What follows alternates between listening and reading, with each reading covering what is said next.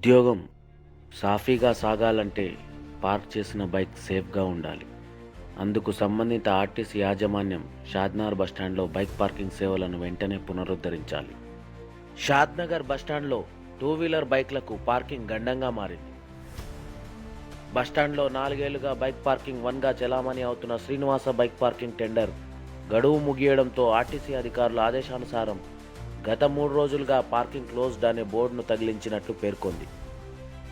No incoming, only outgoing అంటూ బైక్ను park చేయడానికి వచ్చిన వారికి అనుకోని జలకిస్తుంది. ఇలా కొనసాగుతున్న క్రమంలో గత 5 ఏళ్లు రోజువారీగా షాద్నగర్ బస్టాండ్లో తన బైక్ను సేఫ్గా పార్క్ చేసి శంషాబాద్ ఎయిర్పోర్ట్లో ఉద్యోగం చేస్తున్న వ్యక్తి అక్కడికి చేరుకొని బైక్ను పార్క్ చేయబోయాడు. సేఫ్ పార్కింగ్లోకి బైక్లకు నో ఎంట్రీ అని తెగేసి చెప్పడంతో అసహనం వ్యక్తం చేస్తూ ఆర్టీసీ ఉన్నతాధికారితో తన గోడు వెళ్లబుచ్చుకున్నాడు. నగరం శరవేగంగా అభివృద్ధి చెందుతున్న క్రమంలో బస్టాండ్లోని బైక్ పార్కింగ్ సమస్యపై సంబంధిత ఆర్టీసీ అధికారులు సానుకూలంగా స్పందించాలని, సమస్య పరిష్కారానికై కృషి చేస్తూ పార్కింగ్ ఇక్కట్లు తొలగించాలని కోరుకున్నాడు. బస్టాండ్ బైక్ పార్కింగ్ సమస్యను వెలుగులోకి తెచ్చిన సీమై టీవీ ఆర్టీసీ డిపో మేనేజర్ ఉషాను ఫోన్ ద్వారా సంప్రదించి ఆమె వివరణ సేకరించింది. ఆమె తెలిపిన వివరాల ప్రకారం గత కొంతకాలంగా బైక్ పార్కింగ్ నిర్వాహకులు నెలవారీగా రెంట్ చెల్లింపులు చేయడం లేదని, పెండింగ్ బకాయిలు డిపాజిట్ని సైతం మించిపోనున్న క్రమంలో నిర్వాహకులను టర్మినేట్ చేస్తున్నట్లు పేర్కొంది. నూతన టెండర్ ప్రక్రియకు ముందే రానున్న 3-4 రోజుల్లో బైక్ పార్కింగ్ సమస్యకు ప్రత్యామ్నాయ చర్యలు చేపడతామని తెలిపింది. 4 డేస్ నుంచి పార్కింగ్ అవైలబుల్ లేదు సార్. నేను ఒక కస్టమర్ని బైక్ పార్కింగ్ చేయడానికి 3-4 ఇయర్స్ నుంచి నేను ఆల్రెడీ పార్కింగ్ చేస్తున్నా. లాస్ట్ 2 డేస్ నుంచి పార్కింగ్ అవైలబుల్ లేదంటని బైక్స్ మొత్తం బయట పడేస్తుంది సార్ మాది సార్. అదే సార్, ఇప్పుడు మేము ఆల్రెడీ మాట్లాడేస్తే అది టెండర్ లేదు అది ఇది అంటుండ్రు. మాకు ఇప్పుడు మేము రెగ్యులర్ కస్టమర్ మేము మా బైక్ లేడ పెట్టాలి సార్ మేము అసలు.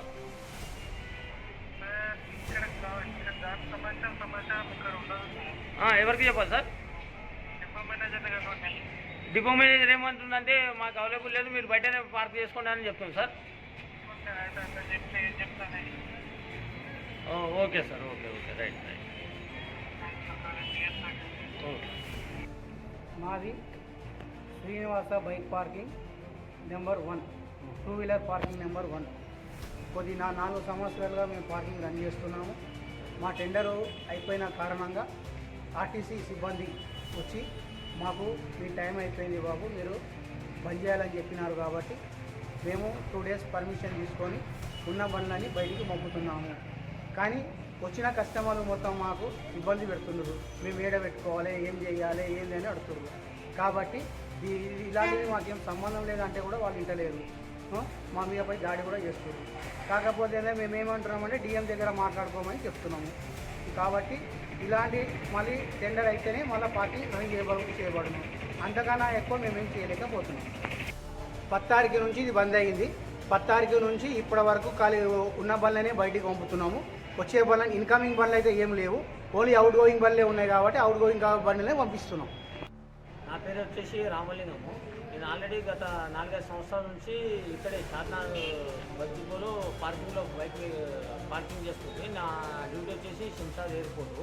ఈరోజు సడన్గా వచ్చేసే వరకు పార్కింగ్ అనేది క్లోజ్ అయిపోయింది. దీన్ని అడిగితే ఇప్పుడు ఆల్రెడీ క్లోజ్ అయిందని చెప్పేస్తున్నారు. దానికి మేము బండి పెట్టుకోవాలా? ఒకసారి ఒక కంట్రోల్ అడిగితే ఏమంటుండ్రు, మాకు ఇప్పటికే ఇక్కడ పార్కింగ్ టైం అయిపోయింది అని చెప్తుండ్రు. మేము బండ్లు రెగ్యులర్గా పెట్టిన బండ్లు పెట్టుకోవాలి. ఇప్పుడు మేము ఆల్రెడీ బండి పెట్టుకుంటేనే కానీ డ్యూటీ చేయలేము. మేము బండి పెట్టుకోవాలా? మాకు అదే సఫరింగ్ అవుతుంది. దీన్ని తొందరగా క్లియర్ చేస్తే మేము క్లియర్ అయిపోతాం. మా బండ్లు మేము పెట్టుకొని మా డ్యూటీని మేము చేసుకుంటాం. ఒకటే పార్కింగ్ ఉంది కాబట్టి ఇక్కడ ఆల్రెడీ మా బైక్లకు సేఫ్ జోన్గా ఉండేది. గత 10 తారీఖు నుంచేసి మీరు ఆల్రెడీ టెండర్ ప్రక్రియ పూర్తయిందని చెప్పేసి మా బైక్లను ఆల్రెడీ బయట ఓన్లీ ఇన్ని అవుట్ చేస్తున్నారు. ఇన్ని అనేది లేదు. దాని గురించి మీరు తొందరగా మాకు బైక్లకు సేఫ్ జోన్గా పార్కింగ్ పెట్టేస్తే మాకు బాగుంటుంది. అది ఆల్రెడీ ఒకటే ఉంది. ఇంత షాద్నగర్ పట్టణంలో ఒక్క పార్కింగ్ జోన్ అనేది మాకు సమంజసం కాదు. ఇంకొకటి 2 పెట్టుకుంటే మాకు కస్టమర్లకు అనేది సేఫ్ జోన్ ఉంటుంది. మీరు తొందరగా ఈ ప్రక్రియ అనేది పాటిస్తే మంచిగా ఉంటుందని మా ప్రయాణికుల విజ్ఞప్తి మేడం.